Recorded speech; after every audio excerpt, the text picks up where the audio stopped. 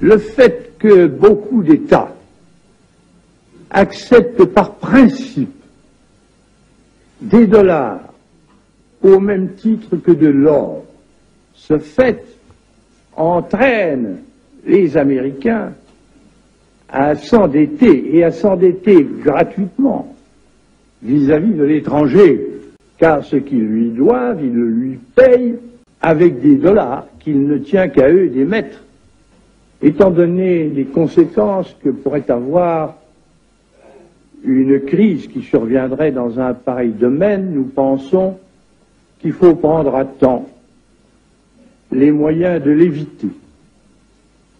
Nous estimons nécessaire que les échanges internationaux soient établis, comme c'était le cas avant les grands malheurs du monde, sur une base monétaire indiscutable et qui ne porte la marque d'aucun pays en particulier.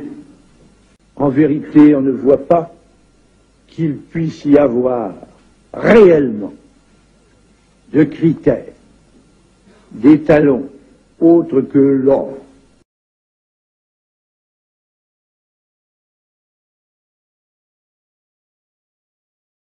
Au moment où la folie d'un Macron va-t-en-guerre risque de précipiter la France dans un conflit absurde et particulièrement meurtrier contre la Russie, qui pourtant n'a pas agressé notre pays ni déclaré la guerre, souvenons-nous de la position de De Gaulle, celle qu'il exprimait notamment en 1963, empreinte de sagesse. Du 20 juin au 1er juillet 1966, De Gaulle effectue un voyage en URSS, en Russie aujourd'hui, où il est reçu chaleureusement dans le cadre du resserrement des liens entre les deux pays. Il souligne l'importance de l'amitié franco-russe pour l'équilibre du monde entier et la paix en Europe.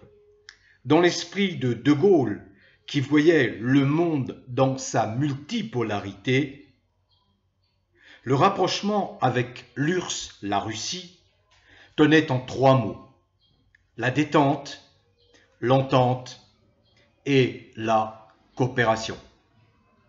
Un positionnement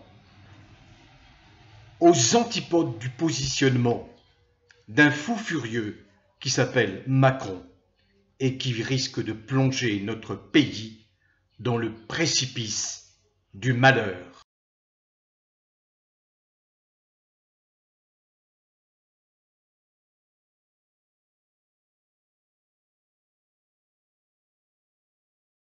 Tandis que se dissipe, tout au moins dans une certaine mesure, la perspective d'une guerre mondiale éclatant à cause de l'Europe.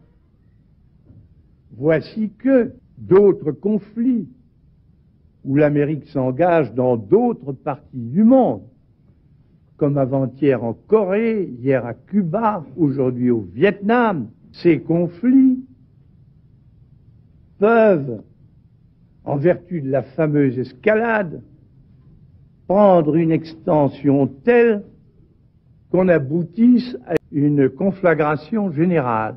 Et dans ce cas, l'Europe, dont la stratégie est dans l'OTAN la stratégie de l'Amérique, y serait automatiquement impliquée dans la lutte, même si elle ne l'avait pas voulu.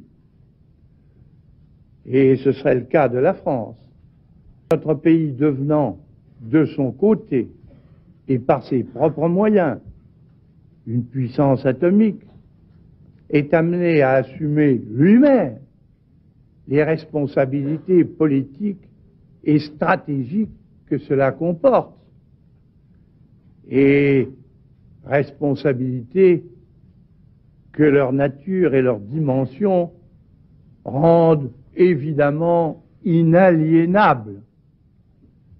Et enfin, la volonté de la France de disposer d'elle-même, ce qui est indispensable pour qu'elle croie à son propre rôle et pour qu'elle puisse être utile aux autres.